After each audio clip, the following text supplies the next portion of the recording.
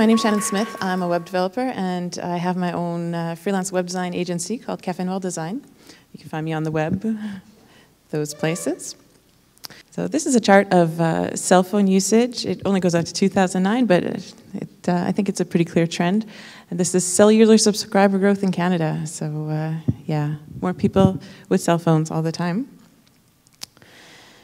And just some quick stats about this is data from 2011. So about 8.5% of all web browsing is taking place on mobile devices. Some of the stats I've seen more recently edge towards 20%, but it depends a lot. You have to look at your own stats for your own site to have a really good idea of what's going on in your case. And if you look at what people are using to browse the web, it's a little bit over 4% for the iPhone, 4% for the iPad, 4% for Android devices, and then less than 1% for BlackBerry, and there's some other choices as well. But if you look at it, it's pretty fractured, so there's quite a lot of devices out there right now. Another thing to look at is smartphone penetration. So there's estimates that over 50% of people with cellular devices are going to be using smartphones as of 2014. That's in Canada. And also one thing to look at is mobile retail dollars, so how much money people are spending using their mobile devices. And that doubled between April and December of 2011, but it's definitely a trend. So it seems to be doing something like that all the time. So money to be made.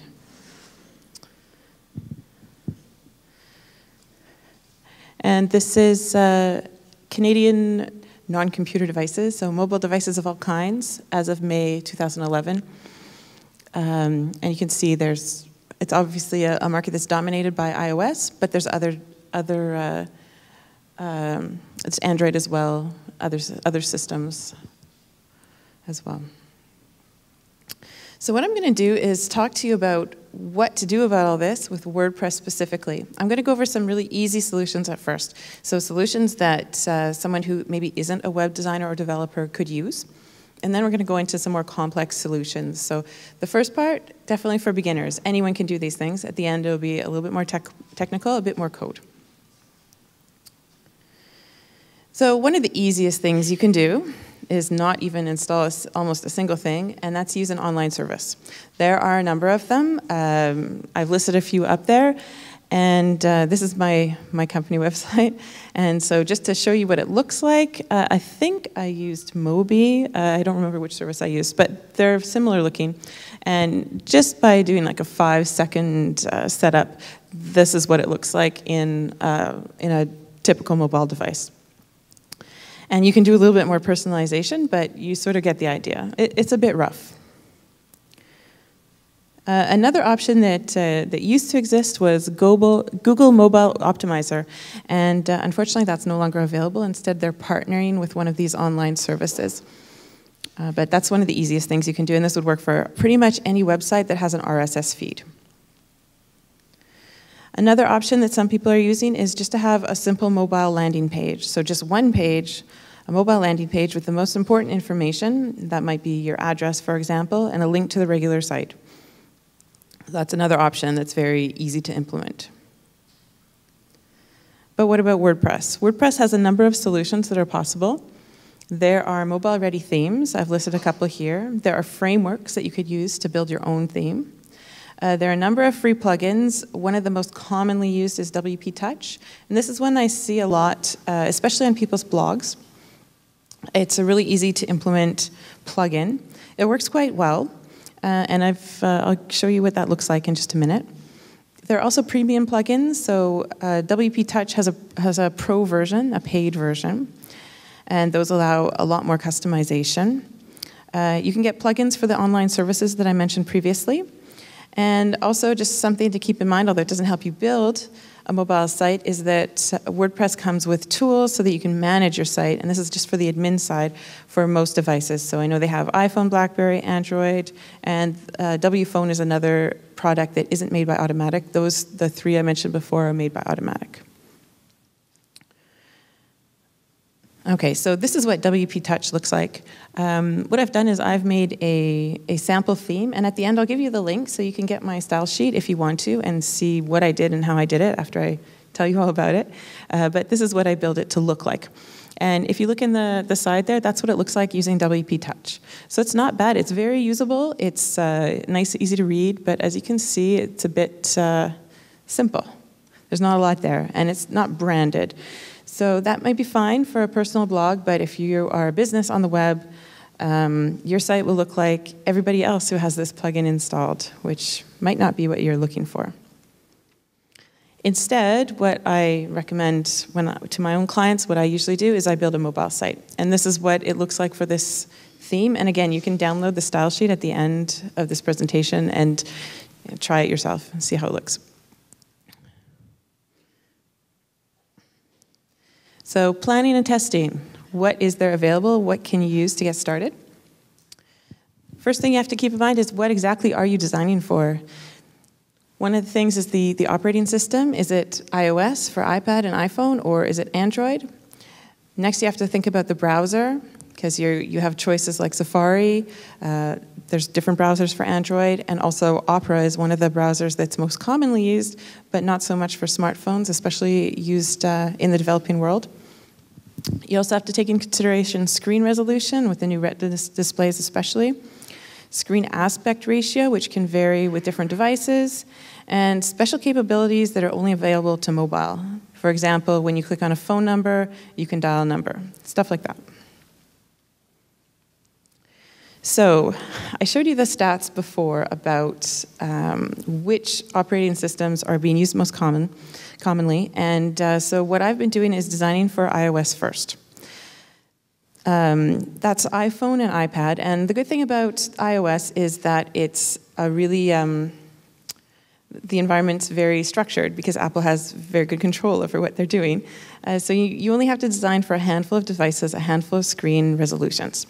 Makes it pretty easy to get started, and you already have roughly 2/3 of the market share just by doing that. You have to take into consideration landscape and portrait orientation as well. But and in iPad portrait orientation, landscape orientation in an iPad is probably about the same as a standard desktop computer, so there's not much to do for that.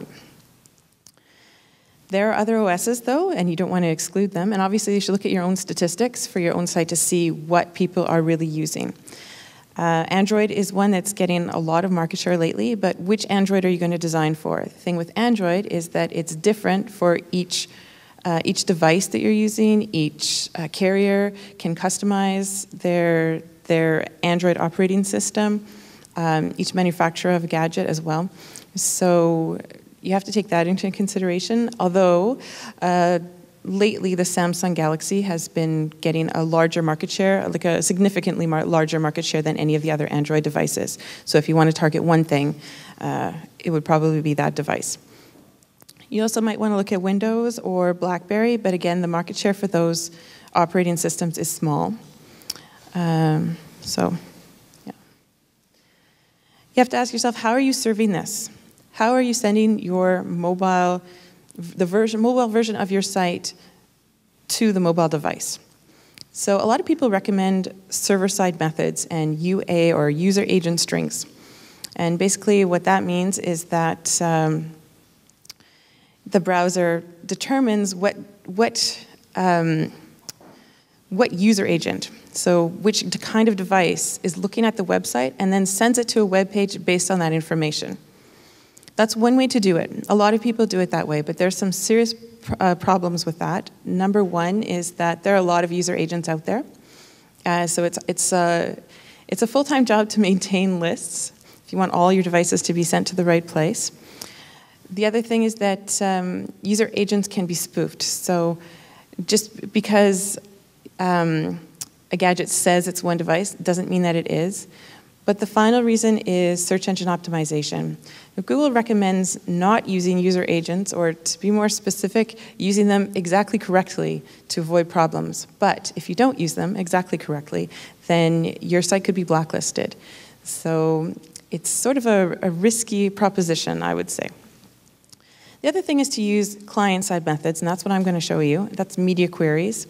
So it's basically tailoring your website, serving all the information, but then using style sheets to serve only the information that applies to a specific screen size or screen resolution. There are two other ways to do it. One is to measure the screen size with JavaScript. And I've given a link to one example of how you can do that.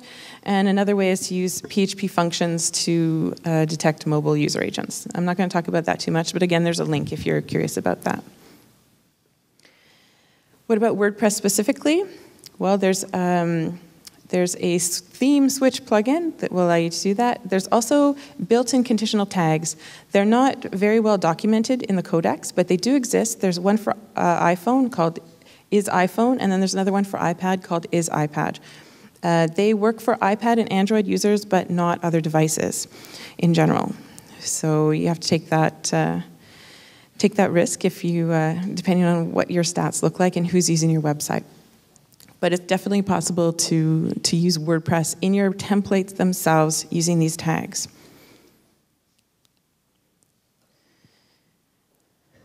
And these are the things you need to change for different mobile devices. The dimensions, bandwidth is really important. Mobile devices can only carry a certain amount of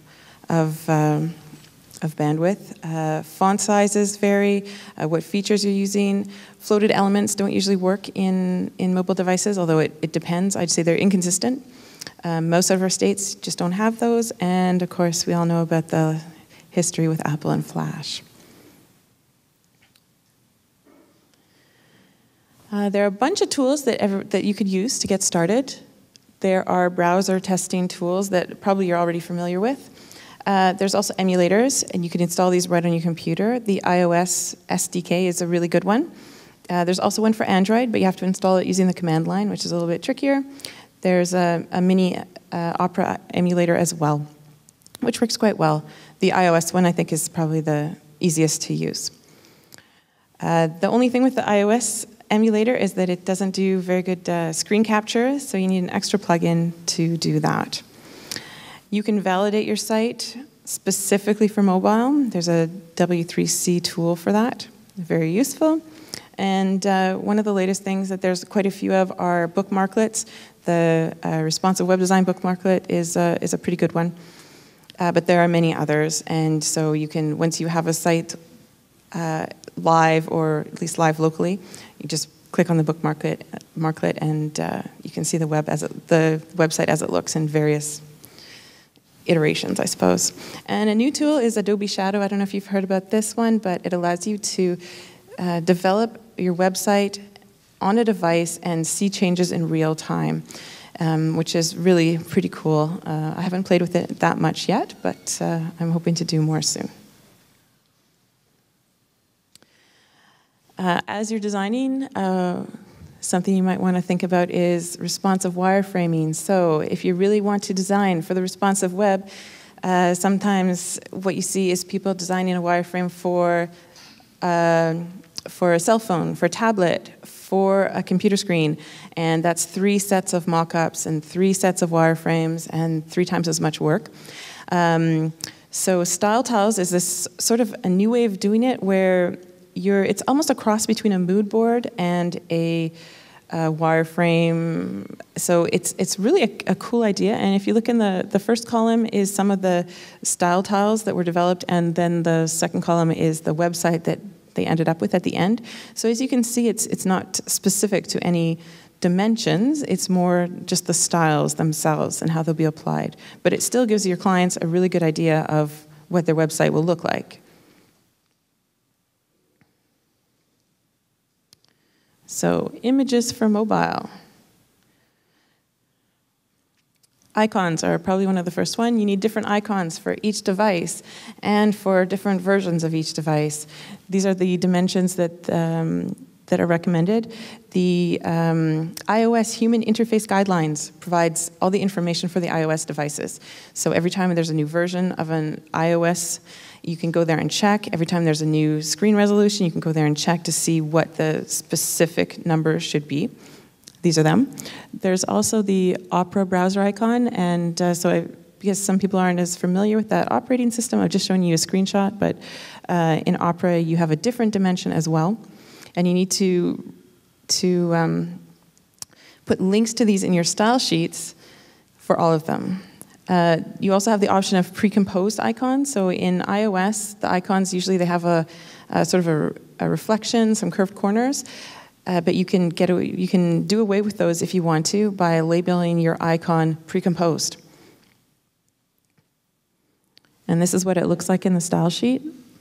If you can't see it at the back, again, you can download the style sheet itself at the end of the presentation.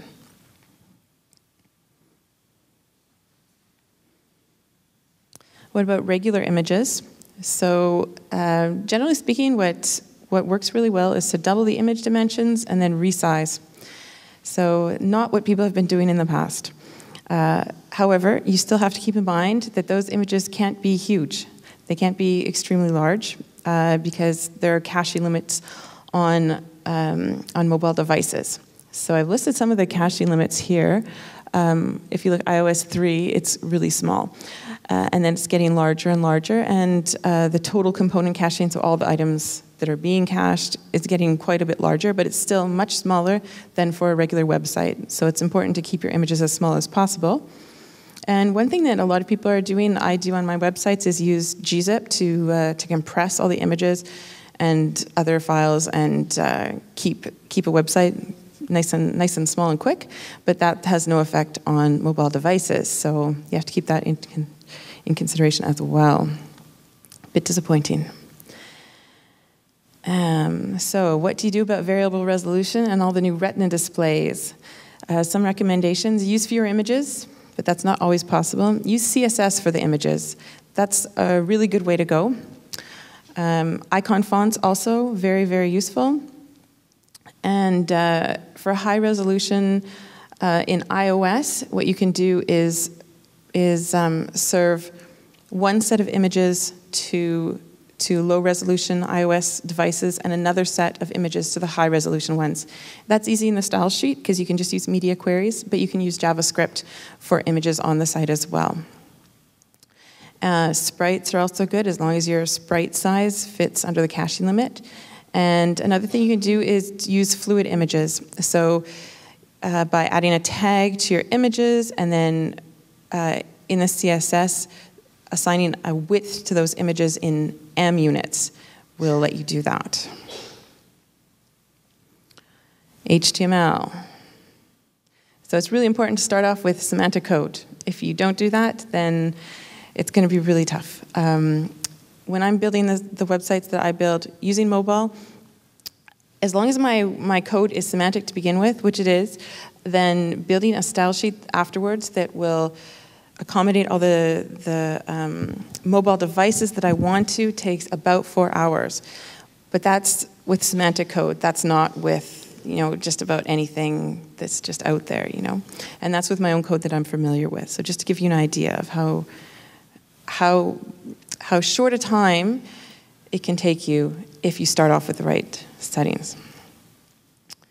To use media queries, you want to target viewport dimensions and orientation. And one of the great tools that was out there is hard-boiled CSS 3 media queries by Andy Clark. Now he has said that these media queries are deprecated, and he's come up with a framework now called 320 and up. So he actually recommends you don't use these, but they're still a really good starting place, and they've been revised as well and are revised regularly to take on other sites, not his own, to take into consideration new devices that come in the market. And 320 and up sort of uses similar cutoff points as well, although his 320 and up is a mobile-first framework. So it starts with the smallest viewport possible and then moves up to computers. You can target specific devices. So if you want to target Retina displays, this is what you would need to do. You'd use it by, minimum device pixel ratio. You can also target high-resolution Android screens using this, and Windows. You can target Windows 7 as well, using something a little bit more, probably, old-fashioned, I guess, but works just as well. This is what the HTML head looks like in the style sheet. So it's got icon links, and it also has a Viewport meta tag. And with iOS devices in particular, if you don't set the viewport size, then it will just revert to 980 pixels wide. Now, that's great if you've designed your website with sort of what used to be standard 960 pixels wide design, then 980 will probably look quite good. But if you do anything else, then maybe it doesn't look so good. So Viewport will allow you to set it to the width of the device, which I like.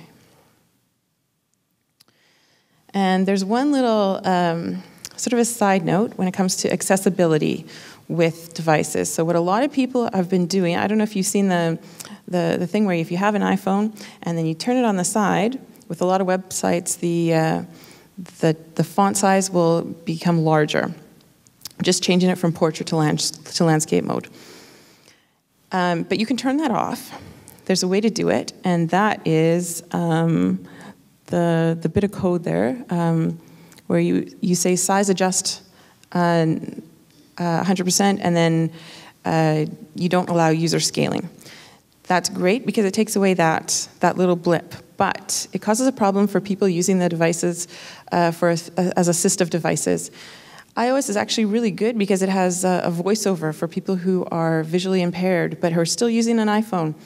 And by disabling scaling like that, you disable their ability to read the text, to resize it, to change the features. So you're interfering with the user's ability to control their device. So you have to consider whether that is worthwhile or not. We'll move right on to the CSS for mobile. Just like for regular style sheets, there's a reset that you can use. It's nice and short, and this is what I have. Very short, but obviously you can add other things. With CSS3, everyone wants to use all the fancy fonts that are out there, but with iOS devices, you need to use the SVG format in order for that to work. FontScroll has a great tool. As long as your font license permits it, you can upload any font, and it will give you the SVG format, which is excellent, but there are other font face generator tools as well. That's not the only one, but FontScroll is good. A lot of people are using the Google Font API. They're getting Google Fonts, but that's not going to work because there's no SVG format on the Google site. So, yeah, not so good. And on a rare occasion, depending on your server settings, you might have everything right and still not see your fancy fonts. You might have to add a MIME type to your HTML, to your htaccess file in order to get it to work properly. And the little bit of code's there. I've had to do that, I think, once, but it's useful to know. And this is the Bulletproof font face syntax. If you use FontScroll, it will generate this for you and make it nice and easy. CSS3, kerning pairs and ligatures. They make a nice, pretty typography. And there's this is a little bit of code that you use on a desktop, but on a mobile device, it will cause a lot of processor cycles because basically it's going through the fonts and moving them closer together and further apart and closer together and further apart, and that could cause your website to be extremely slow, sluggish, not working properly. So you might want to turn that right off on mobile devices, and that's the code you need to do with that. A lot of people are talking about fluid grids and using grids in mobile.